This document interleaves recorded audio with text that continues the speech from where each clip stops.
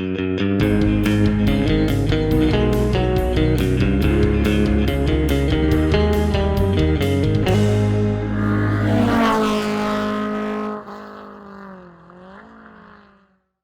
and welcome to Car Court, where all cars are bad until proven good.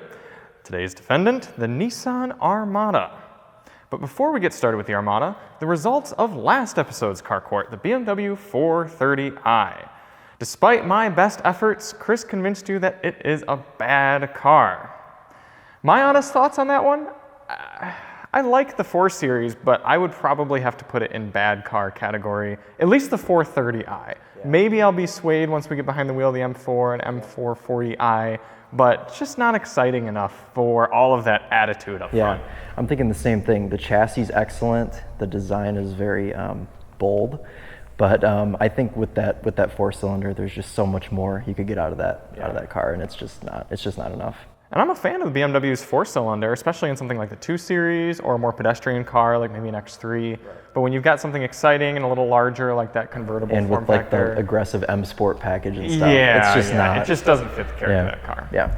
But for today's argument, this big beluga whale, Nissan's Armada. Chris, tell us about this Nissan. Yes, this is the all-new Nissan Armada, facelifted for 2021. It has a 5.6-liter V8, a 7-speed automatic, and it is Nissan's full-sized SUV and the first Nissan in America to get their all-new badge. Yes, definitely a nameplate that's made a name for itself. Been out for a little while now. You can also find it in the luxury guise of Infiniti QX80, also a very recognizable car. But do you think that this is a good car? I do. You do? Yes. Really? Well, why don't you tell us why?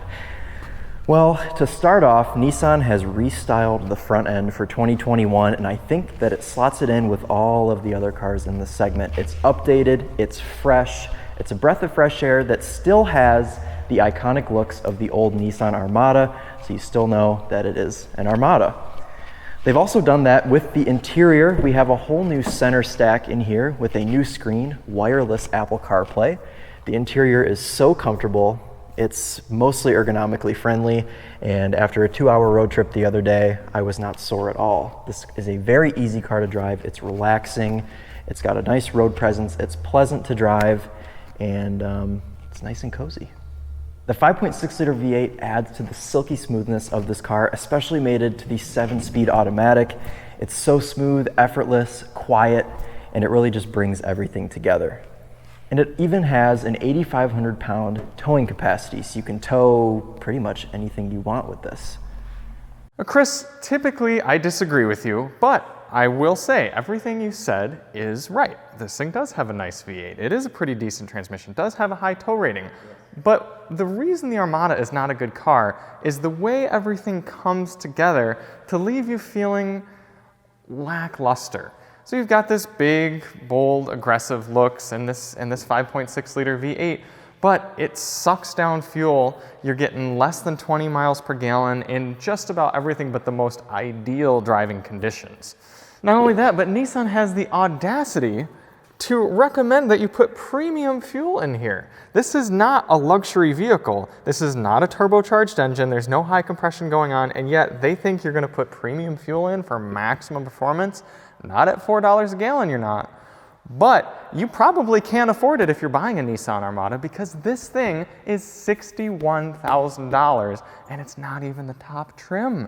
This is the SL trim with the Midnight Edition, which we just call the Panda Edition, black and white.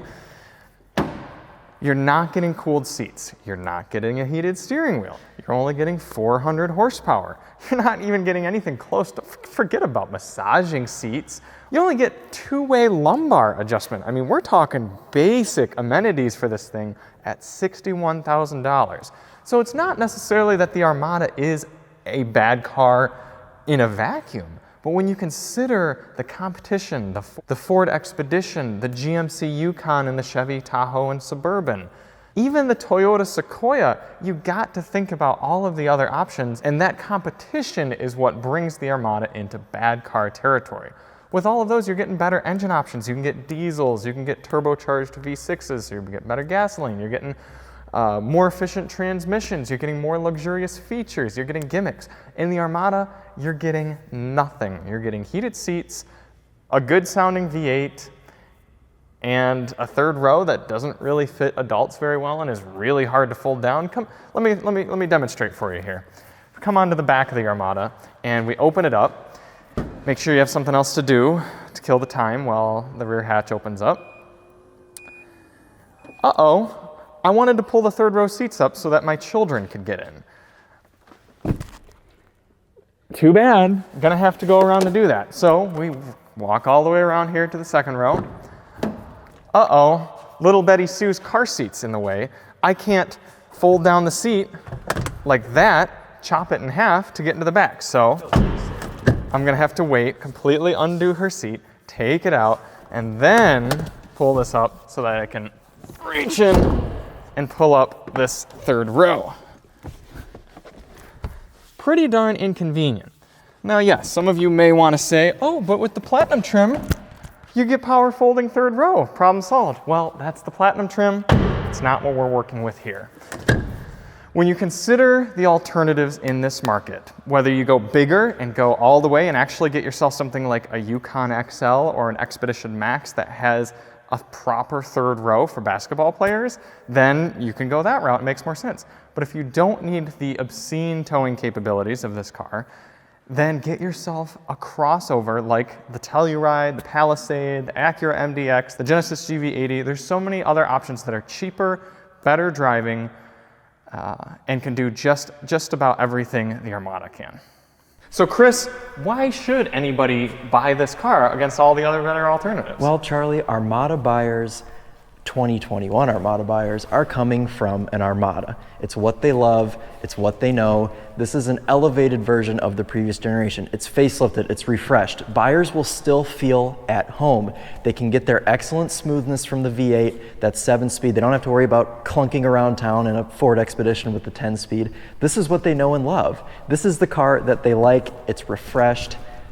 And while buyers will be familiar with most of the things on this new Armada, there is an excellent new addition. This new infotainment system is fantastic. It's all controlled down here by this knob, and the screen is nice, it's smooth, it works fast, everything is great. It's got wireless Apple CarPlay, but no wireless Android Auto, because apparently Nissan engineers couldn't do both.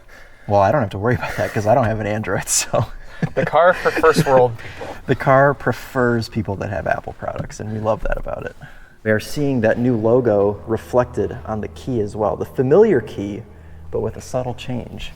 Chris, why is it anytime you turn the car on, it likes to tell you that your back 5 seats don't have their seatbelts on? There's nobody back there. There might be. The third row is folded down. You don't know that there's nobody back there. Can you even hit the back button and clear it out? No, you can't. That will stay on for about 5 minutes of you driving. Why does it need to tell you that? You know, I think Nissan was so focused on the center stack here that they neglected to give attention to that area, but that's okay because nobody's looking at that when you have this excellent screen to focus your attention to. Wireless CarPlay. Nissan knows that most people have iPhones. They don't need to waste their time with doing wireless Android Auto. Also, this down here, the knob, everything moves very quickly. There's no lag at all. You've also got a second screen here that you can, or second screen, a second portion of the screen that you can customize to your liking. Put the weather on there, you can put the music, whatever you would like to have your own customized home screen. Well, things really do seem to be looking up for the Armada, Chris. Oh, speaking of looking up, what is this? That's a moonroof. It is a moonroof. Yeah. What does every other competitor in this class have? A nice panoramic sunroof so that everyone in the car gets to look out and above. But no, not Nissan, since they love just sticking with the good old tried and true. You get this dinky, rattly, garbage, singular moonroof up here like this is 2006. I think if you're concerned with that, then you should just purchase the Platinum level. Does Platinum have a panoramic sunroof? Probably. That'll be the Nissan Armada's saving grace right there, is if the Platinum has a moonroof. We have this as well. Yeah, the worst wireless device charger location I've ever seen. How do you have to get your hand around the shifter and get in, and you never know. You get a little light to let you know if your phone's charging. Because it's in drive. Yeah. When it's in drive, it's back here. When do you typically put your phone in the car when you get in the car? When you're still in park, you get in, you take it out of your pocket, and you put it in, and you got to reach around the shifter, and you can't see anything that your phone's doing. So anytime you need to send a tweet, then you got to take your phone out. You don't need to have access. You don't need to have access to your phone while you're driving. You can shut it in this flimsy little container that sounds like if you had an iPhone, you see everything. I've hit the wrong button. Everything up here. Your phone's already here. If your phone is in here in the nice compartment, it's hidden away. You don't need to touch it. Everything is right here on the screen. It's not a bad location. It actually, one good thing about this is it consistently charges your phone. A lot of new cars I've been in. I'm glad wireless charging does that. No, well, what I'm saying is a lot of new cars that I've been in, it like goes in and out because the phone like shifts back and forth in the charger. Whereas with this one, I haven't had that issue at all. Well, I guess Nissan just only cares about iPhone users because when I had my Android plugged in running Android Auto, the screen restarted 3 separate times throughout my highway fuel economy test. Oh, so that's unfortunate. Yeah, I guess there's just only one cohort of people who can buy Nissan Armadas, and that's iPhone owners. The Nissan Armada might have been a good car 10 years ago, 5 years ago, but here in 2021, it needed a lot more than a facelift to be considered a good car. What do you guys think? Is Chris right? Is this Armada, is it everything that Armada owners and shoppers are looking for and therefore a good car? Or do you vote with me that there are so many better options in the body-on-frame 3-row, or even not body-on-frame, honestly, you could probably just go unibody, market that the Armada is a bad car? Let us know. Hit the link to vote in the description or the top comment, and let us know in the comments who you think made the better argument. And we'll see you on the next episode of Car Court. Take it easy, everybody.